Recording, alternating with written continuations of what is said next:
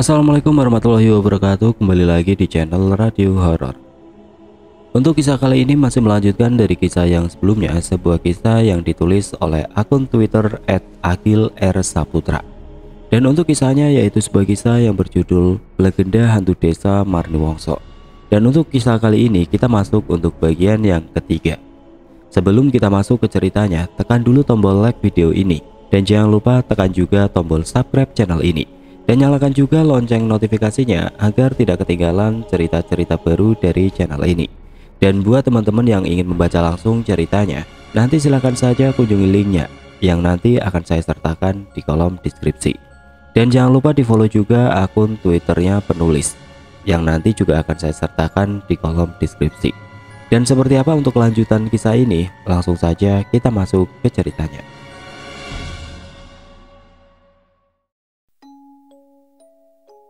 Nyoto pun akhirnya bercerita tentang apa yang dilihat istrinya semalam, yaitu seorang wanita yang duduk di tengkuk Sasongko di halaman belakang dekat sumur. Meski Nyoto tidak melihat sendiri dengan kedua matanya, namun ia percaya dan mulai menghubung-hubungkan ini dengan rangkaian kejadian yang terjadi di desa ini. Jangan-jangan itu Marniwongso, Mbah, hantu wanita yang menghuni pohon trembesi di atasnya Kali Lanang. Tempo hari warga desa sini sempat ada masalah, ungkap Nyoto kepada Mbak Purbo.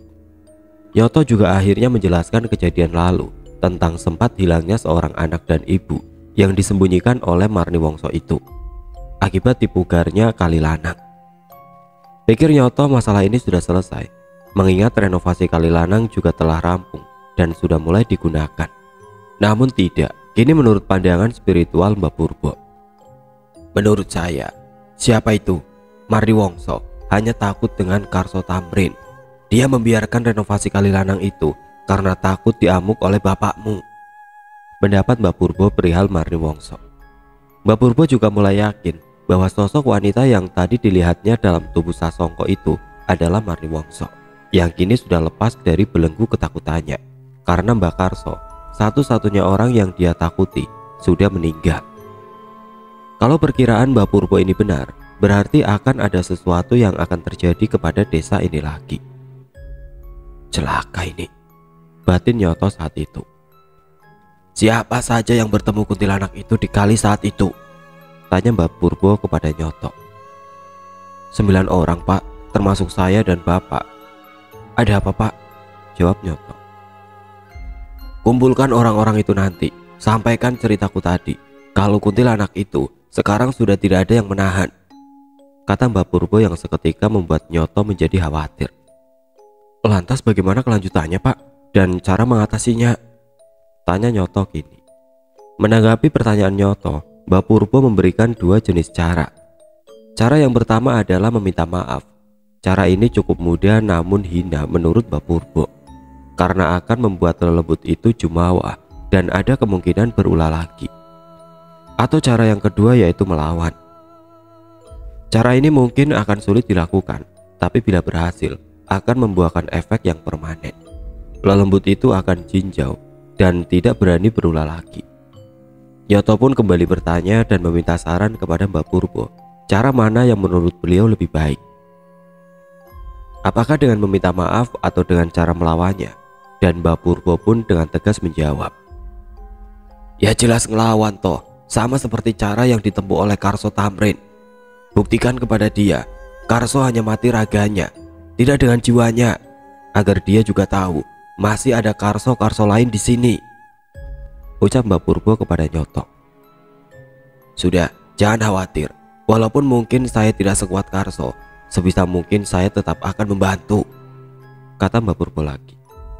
Berjam-jam berlalu, Mbak Purbo pun pamit pulang dan sempat berujar agar Nyoto main ke rumahnya bila nanti membutuhkan bantuan. Sudah ya, aku pamit pulang. Kalian-kalian yang tabah ya, kekal di surga untuk Karso Tamrin, kata Mbak Purbo seraya berjalan keluar dan menaiki delman yang sudah mengantar dan menunggunya dari tadi. Singkat cerita, malamnya kiriman doa tahlil untuk almarhum Mbak Karso di hari kedua ini pun baru saja selesai. Meski tidak seramai hari kemarin, tapi cukuplah untuk menegakkan hati keluarga Mbak Karso yang sedang berkabung. Sementara itu, setelah acara doa selesai, Tampak kini 8 orang pilihan Bakarso di Kalilanang waktu itu tengah berkumpul sesuai arahan Mbak Purbo tadi. 8 orang itu adalah Nyoto, Lek Sukri, Ustadz Sukar, Pak Sobari, Mas Panggi, Pak Gugat, Lek Kantong, dan Bejo. Tanpa menunggu lama, Nyoto pun mulai membuka pembicaraan dan menceritakan semuanya, seperti apa yang tadi pagi dijelaskan oleh Mbak Purbo perihal dugaan kuat tentang lepasnya Marni Wongso. Dedemit Kalilanang itu sudah terlepas, Kang, dan sepertinya akan membuat kekacauan di desa kita, ucap Nyoto di dalam perkumpulan itu.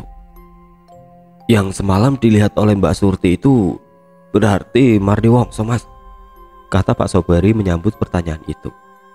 Iya, Kang, saya meyakini itu adalah Marni Wongso, jawab Nyoto.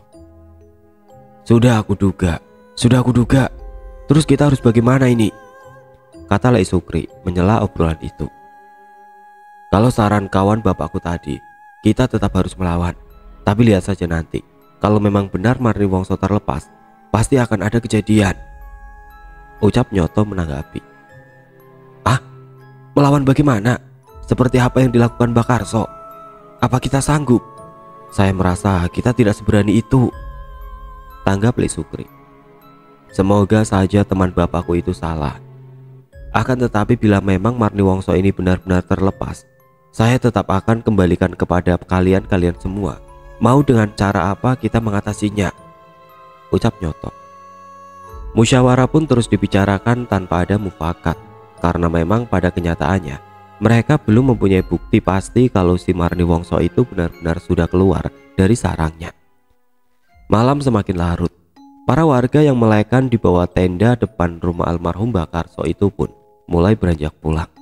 Termasuk 7 orang yang tadi berkumpul bersama Nyoto juga sudah kembali ke rumahnya masing-masing. Dan pada malam inilah sebenarnya teror dimulai. Kita awali dengan Lek Sukri, tokoh paling penakut di cerita ini. Lek Sukri yang sudah sampai di depan rumahnya tampak mengendap-endap dengan pelan. Ia membuka engsel pintu agar tidak membangunkan istri dan anaknya yang sudah tertidur. Bukannya langsung masuk ke kamar, Lek Sukri malah duduk di ruang tamunya, seraya menyalakan satu lagi lampu semprong untuk menambah penerangan. Maklum, rumah Lek Sukri memang belum ada listrik. Wajahnya tampak gelisah, memikirkan sesuatu. Ya, apalagi kalau bukan dedemit Kalilanang itu, yang kini tengah berada dalam pikiran Lek Sukri. Nyatanya pertemuan tadi membuat Lek Sukri kepikiran. Ia takut istri dan anaknya akan diculik seperti yang dialami anak dan istri Wagiman. Ah, bisa saja keyakinan Nyoto itu tidak benar, batin Lek Sukri yang kini berjalan ke dapur untuk membuat segelas kopi. Namun baru saja ia membuka tirai dan melangkah masuk, Lek Sukri dikejutkan oleh istrinya yang ternyata sedang ada di dapur. Astagfirullah, sampean toh Bu, ngapain malam-malam di dapur? Sentak Lek Sukri yang melihat wajah istrinya itu tersinari temaram lampu semprong di pinggir meja makan. Aku lapar, Pak, kalau tidak makan asiku tidak akan keluar, jawab istri Lek Sukri sambil menyuap talas rebus ke dalam mulutnya. Walah, alah, mengagetkan saja. Saya kira kamu itu sudah tidur. Ya sudah, buatkan aku kopi sekalian, ucap Lek Sukri seraya berbalik dan berjalan lagi menuju ruang depan.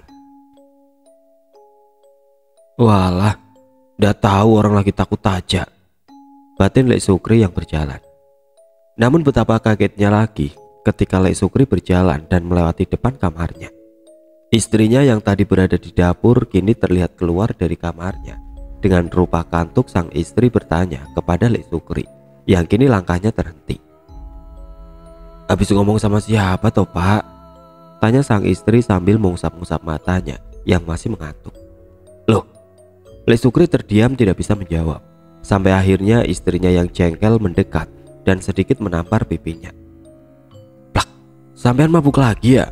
Kata sang istri sambil mendekati mulut Lek Sukri untuk memeriksa bau nafasnya. Di sini Lek Sukri seketika sadar bahwa yang tengah berada di depannya ini adalah benar-benar istrinya.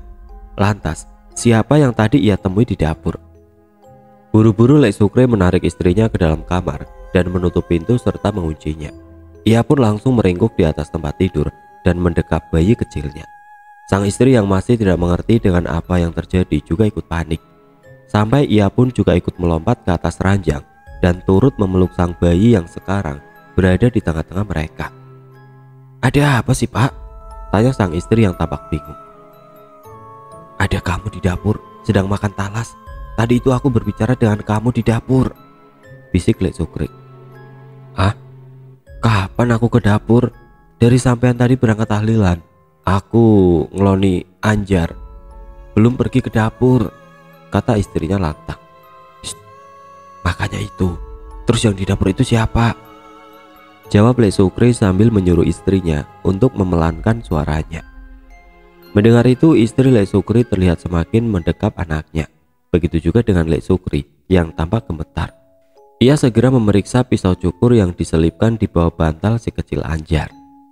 Bersamaan dengan itu, terdengarlah di telinga mereka suara nyanyian gending Jawa dengan nada yang menggumam.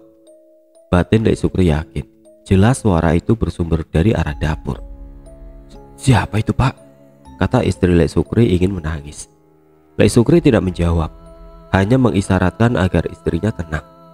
"Shh," bisik Lek Sukri kepada istrinya dengan jentik telunjuknya. Suara itu masih terdengar dan kini seakan berjalan semakin mendekat ke arah mereka. Terdengar juga di antara nyanyian aneh itu seperti suara seperti langkah yang diseret, membuat istri Lek Sukri kini mulai menangis ketakutan. "Astagfirullah, astagfirullah, astagfirullah," ucap istri Lek Sukri yang sudah mulai mengeluarkan air mata. Dan seiring suara nyanyian yang semakin mendekat itu, pintu kamar yang tadi seingat Lek Sukri sudah dikunci, kini tiba-tiba terbuka sendiri dengan perlahan. Dan suasana pun menjadi makin kacau ketika bayi kecil mereka si Anjar terbangun dan kini menangis. Dan terdengar dengan jelas kini di telinga mereka suara nyanyian aneh itu yang sekarang saling bertabrakan dengan tangis si Anjar. Berada di posisi seperti ini, Lek Sukri dan istrinya hanya bisa merunduk, memejamkan mata, seraya melindungi bayi kecil dengan kaki mereka yang saling bersilang. Entah berapa lama suara itu bertahan, yang jelas gumaman bernada Jawa itu hilang bersamaan dengan Anjar yang tiba-tiba berhenti menangis. Untuk beberapa saat suasana sempat berubah senyap.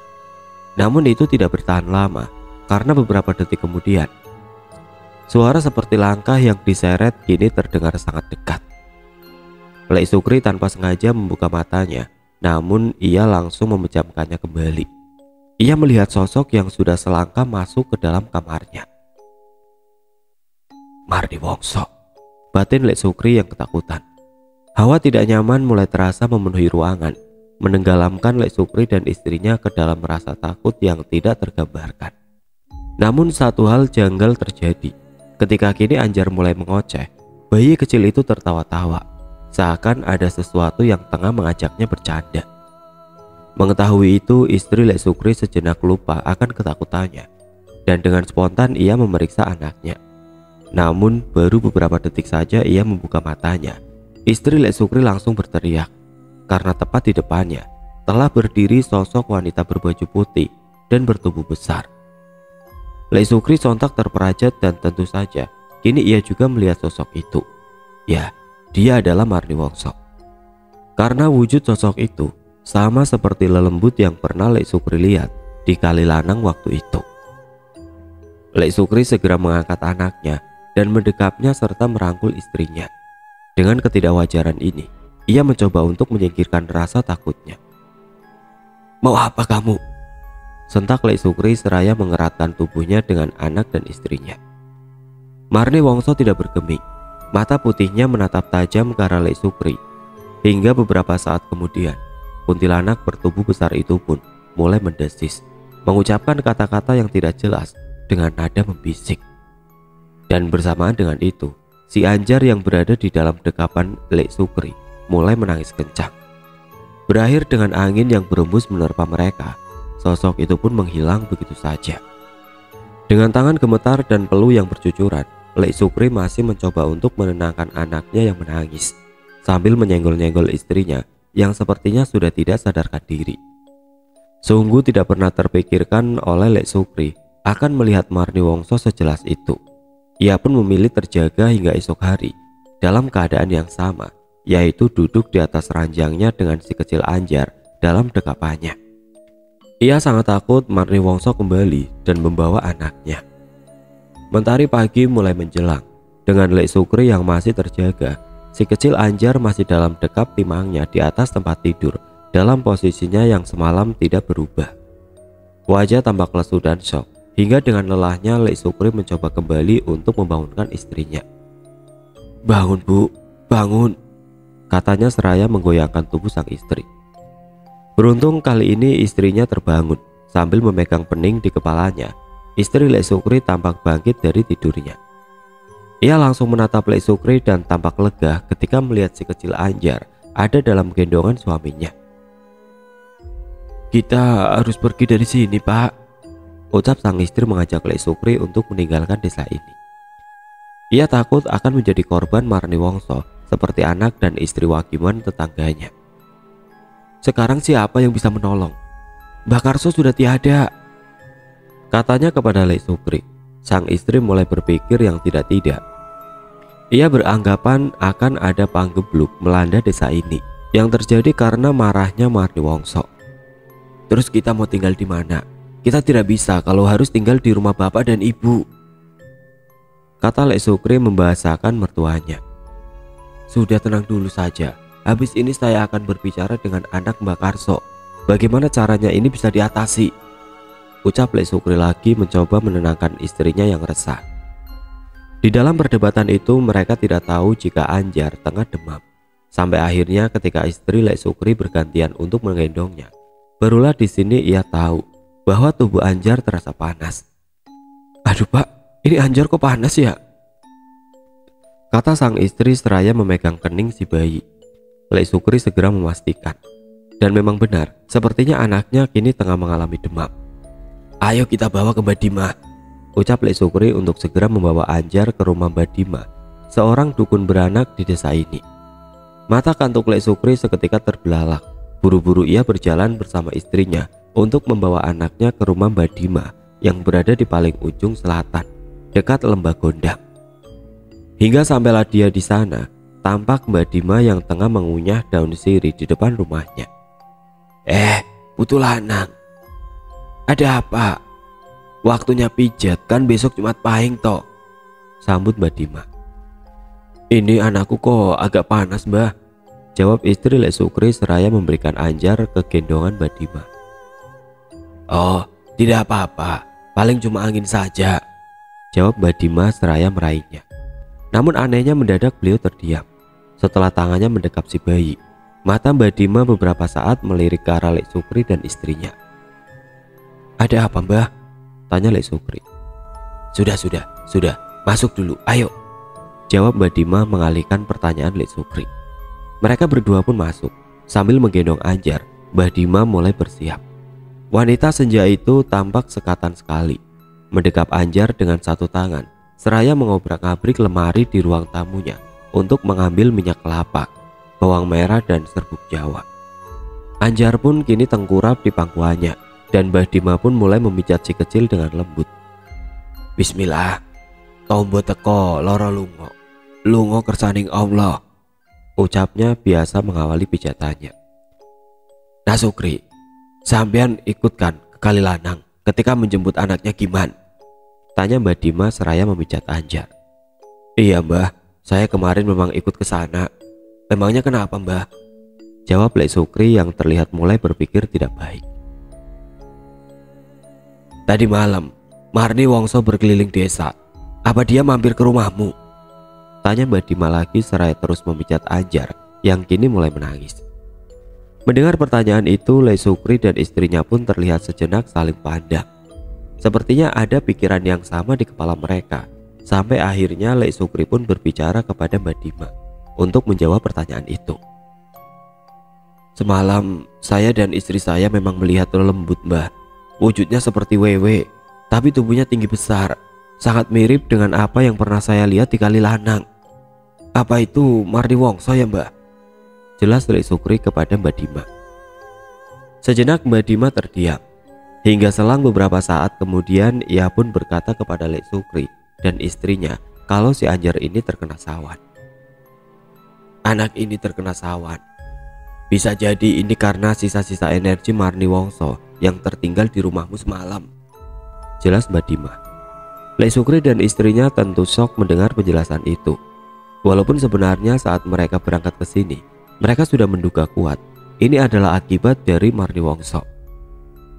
Terus harus bagaimana Mbah? Bisa ditangani kan? Jawab ayah Anjar itu dengan muka yang khawatir, beriring dengan tangisan Anjar yang tengah dipijat. Kalau masalah sembuh, tetap bisa sembuh.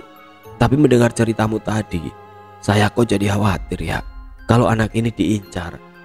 Tidak bermaksud menakut-nakuti loh ini. Saya hanya waspada saja. Soalnya saya tahu betul watak lembut itu, kata Mbak Dima yang membuat Lek Sukri dan istrinya itu semakin shock dan khawatir. Terus bagaimana ini Mbah? Apa bisa ditangkal? Kini kata istri Lek Sukri. Bisa, semoga saja bisa. Sebentar, saya selesaikan ini dulu, kata Mbak Dima sambil mengurut lembut alis si kecil Anjar. Hingga Anjar pun selesai dipijat, seiring tangisnya yang mulai berhenti, dan diberikanlah Anjar ke gendongan istri Lek Sukri. Setelah itu Mbak Dima masuk ke dalam kamarnya dan keluar membawa sesuatu berupa sapu lidi tua dengan potongan kain putih sebagai pengikatnya. Ini saya pinjamkan, gunakanlah benda ini untuk menyapu lantai rumahmu. Nanti kalau sudah, letakkan saja di bawah kolong tempat tidurmu. Semoga bisa mencegah lembut jahat yang ingin masuk ke rumahmu, kata Mbak Dima menyerahkan sapu lidi itu. Siapa sih Marni Wongso ini sebenarnya? Apa memang dari dulu seperti itu? Tentu itu pertanyaan yang ada di benak Lek Sukri saat ini, mengingat ia dan sang istri bukanlah orang yang lahir dan tumbuh di desa ini. Hingga seiring suasana yang mulai membaik dan si kecil Anjar juga sudah terlihat lahap menyedot ASI dari ibunya, muncul di benak Lek Sukri yang sangat penasaran dengan semua ini. Sepertinya aku harus menanyakan ini, barangkali Mbak Dima ini tahu, batin Lek Sukri hingga ia pun mulai mempertanyakan perihal Marni Wongso ini. Bagi Mbak Dima, menceritakan Marni Wongso sama saja menyiarkan sebuah tragedi di masa lalu. Kisahnya selalu timbul dan tenggelam di setiap generasi. Bisa diartikan ulah Marni Wongso memang sudah pernah terjadi di masa lalu, hingga membuatnya menjadi legenda lelembut di desa ini. Dari zaman aku kecil, baru kemarin itu orang yang disembunyikan Marni Wongso bisa kembali dengan selamat. Biasanya kalau tidak sudah menjadi mayat, ya hilang begitu saja, tidak pernah kembali atau ditemukan raganya, ucap Mbak Dima di perbincangan itu. Mbak Dima bersaksi dari beliau umur 20 tahun hingga sekarang sudah ada 8 korban Marni Wongso yang tidak selamat. 6 diantaranya ditemukan sudah menjadi mayat dan 2 sisanya hilang lenyap begitu saja, tidak pernah ditemukan raganya. Kalau itu di zaman Mbak Dima masih muda, semua orang seperti tunduk dan takut dengan Marni Wongso. Lewat perantara Mbak Tarjo Tamrin, ayah Mbak Karso yang juga ahli spiritual, Marni Wongso sering meminta ini itu, berupa sesajen yang awalnya ringan, namun lama-lama semakin memberatkan, seperti sembeli kerbau dan pertunjukan wayang kulit yang sebenarnya sangat berat untuk ditanggung oleh warga di sini yang kala itu masih didominasi oleh warga miskin. Pernah sesekali ketika musim panen gagal, warga yang tidak mau memaksakan adanya pertunjukan wayang justru mematik kemarahan Marni Wongso hingga timbul 8 korban tadi. Hingga suatu hari muncullah Mbak Karso menggantikan bapaknya Mbak Tarjo Tamrin yang meninggal kala itu.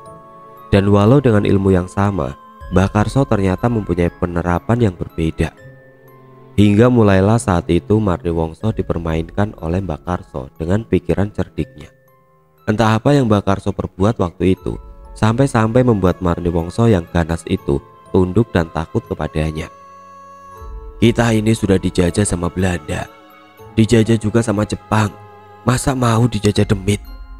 Itulah kata-kata Mbak Karso muda yang sangat diingat Mbak Dima ketika untuk kali pertama persembahan berlebihan di desa ini diputuskan untuk ditiadakan. Hingga puncak keganasan Marni Wongso kala itu pun berakhir dengan dipindahnya dia dari Gumuk Gondang ke Kalilanang, dari Watu Pasung ke Pohon Trembesi, sesuai perjanjian karena kalah bertarung dengan Mbak Karso.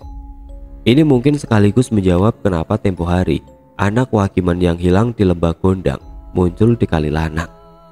Hingga sejak saat itu, tidak ada lagi persembahan berlebihan kepada Marni Wongso di desa ini. Menurut saya, yang dilakukan oleh Mbak Karso itu sudah benar.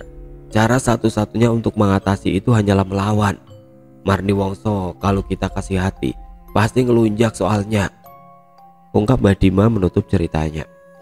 Lek Sukri bersama istri dan anaknya pun kembali ke rumahnya, memandikan si Anjar serta melakukan apa yang tadi disuruh oleh Mbak Dima, yaitu menyapu seluruh lantai rumahnya dengan sapu lidi keramat itu. Lek Sukri yang lelah karena semalam tidak tidur itu pun tidak sanggup lagi menahan kantuknya. Ia kini terlentang memejamkan matanya di atas balai di ruang tengahnya. Biarkan ketela-ketelaku di ladang dimakan celeng, batinya seraya menutupi matanya dengan satu lengannya. Ia pun tidur. Tanpa Lek Sukri tahu, hari ini ada satu lagi orang yang juga terkena tulah dari Marni Wongso. Orang itu adalah Pak Sobari, salah satu tokoh dari 8 orang yang semalam berunding bersama Lek Sukri di rumah mendiang Mbak Karso. Masih di waktu yang sama di pagi ini, di waktu yang hampir bersamaan dengan berangkatnya Lek Sukri ke rumah Mbak Dima, Pak Sobari panik, berteriak memanggil-manggil istrinya yang tengah memasak di dapur. Bune, Bune, teriak Pak Sobari seraya menggaruk-garuk kepalanya. Kenapa ini Bu? Kenapa ini Bu? Ucapnya pagi itu kepada istrinya. Ia terus-menerus menggaruk kepalanya yang gatal hingga berdarah, bersamaan dengan rambutnya yang terus rontok dan berguguran. Cukup aneh untuk sebuah penyakit. Sang istri yang melihat itu tentu panik. Ia segera memegangi kedua tangan Pak Sobari itu agar tidak terus menggaruk kepalanya. Namun Pak Sobari seperti tidak tahan dan memberontak sambil berteriak. Gatal Bune, panas Bune, teriak Pak Sobari pagi itu. Nyoto anak mendiang Mbak Karso yang kebetulan rumahnya hanya selisih beberapa petak saja dari rumah Pak Sobari, mendengar teriakan itu. Kenapa itu Mas Sobari? Kata Nyoto seraya keluar dari rumahnya dan berjalan menuju ke situ. Tampak para tetangga sudah berdatangan untuk melihat apa yang terjadi. Nyoto pun menerobos masuk dan betapa ngerinya kini keadaan Pak Sobari. Bagian atas rambutnya sudah hampir habis dan kepalanya sudah penuh bercak-bercak darah. Dengan sang istri yang terlihat menangis kebingungan. Tidak ada satupun orang yang tahu apa yang tengah terjadi kepada Pak Sobari itu. Dengan penanganan seadanya, ia hanya dibasuh air hangat dan diberi bedak di bagian kepalanya saja hingga perlahan rasa gatal itu mulai mereda. Nyoto terlihat mendekat ke Pak Sobari yang sekarang tengah didudukan di ruang tengah, bersama para tetangga yang sedari tadi masih ikut berkumpul menyaksikan kejadian ini. Sesekali ia terlihat meringis seperti menahan perih sambil sedikit menggaruk dengan jentik jarinya ke kepalanya yang rambutnya kini tampak tidak rata. Pak Sobari hanya terdiam dan Nyoto pun mulai berkata, Ayo ke Pak Mantri saja Mas, kata Nyoto mengajak Pak Sobari itu agar ditangani secara medis. Dengan pertanyaan itu Pak Sobari hanya melamun seperti tidak menyimak. Sejenak tatapannya kosong hingga perlahan ia pun mulai menangis terisak. Sambil sesegukan Pak Sobari mulai berkata kalau semalam ia yang sempat tertidur dibangunkan oleh sosok yang menindih tubuhnya. Ia tidak sempat melihat wujudnya karena memang suasananya gelap. Namun Pak Sobari benar-benar merasakan ada sebuah tangan yang membungkam mulutnya saat itu. Baunya seperti mayat, tangannya dingin seperti orang mati, hingga sosok yang menindihnya itu pun mulai seperti menjilat-jilat kepalanya dengan akhir pekik kata, Aku Marni Wongso, masih ingat aku tidak? Kata terakhir yang Pak Sobari dengar. Karena setelah itu ia tidak sadarkan diri. Saya benar-benar takut Mas, saya sangat takut, tutup Pak Sobari kepada Nyoto di akhir ceritanya. Nyoto hanya terdiam menghela nafas. Berarti memang benar, kata Pak Purbo kepadaku kemarin. Batinya seraya memegang pundak Pak Sobari. Bersamaan dengan itu, istri Pak Sobari keluar dari kamarnya sambil masih membawa sapu. Ia berkata kepada orang-orang dengan wajah panik, Tolong lihatlah itu, yang di kamar rambutnya siapa? Kata istri Pak Sobari. Orang-orang yang masih berada di situ, begitu juga dengan Nyoto pun segera memeriksa apa yang dikatakan oleh istri Pak Sobari itu. Nyoto pertama kali masuk bersama istri Pak Sobari yang langsung menunjukkan banyak helaian rambut tidak wajar di antara rambut-rambut Pak Sobari yang rontok. Sangat aneh dan terlihat panjang sekali, tidak seperti rambut Pak Sobari yang ukurannya tidak lebih dari 5 cm. Wujudnya juga tidak wajar, hampir mirip uban dan sedikit lebih besar daripada rambut manusia pada umumnya. Nyoto tampak menggelengkan kepalanya, serta langsung menyuruh istri Pak Sobari untuk mengumpulkan semua rambut itu untuk segera dibakar. "Wes, sekarang bersihkan saja mbak, biar nanti saya yang akan membakarnya," kata Nyoto. Singkat cerita, Nyoto pun kembali lagi ke rumah untuk membersihkan diri, karena di hari ketiga kematian ayahnya ini, tentu masih ada orang yang datang melayat ke rumahnya. Pagi itu sekitar pukul 8-9 pagi. Nyoto tampak sudah rapi setelah mandi dan duduk bersama istrinya di ruang tamu. "Pak Sobari kenapa mas?" tanya Surti istrinya. "Tidak tahu lah bu, kok jadi seperti ini ya? Sepertinya memang benar kata Bapak Purbo, kalau akan ada keributan yang bakal terjadi di desa ini," kata Nyoto seraya mengusap wajahnya. "Emangnya bagaimana sekarang keadaan Pak Sobari? Saya tadi mau ikut ke sana tapi masih trauma dengan kejadian kemarin. Saya hanya tanya saja sama orang-orang, kok katanya dia kena tulah," ucap istri Nyoto. "Kalau menurut cerita dia sih begitu itu bu. Bingung saya bagaimana caranya keluar dari masalah ini," kata Nyoto seperti enggan membahas masalah ini sekarang. Hingga satu persatu pelayat pun mulai berdatangan, sedikit mengalihkan pikiran Nyoto tentang bayang-bayang masalah Marni Wongso.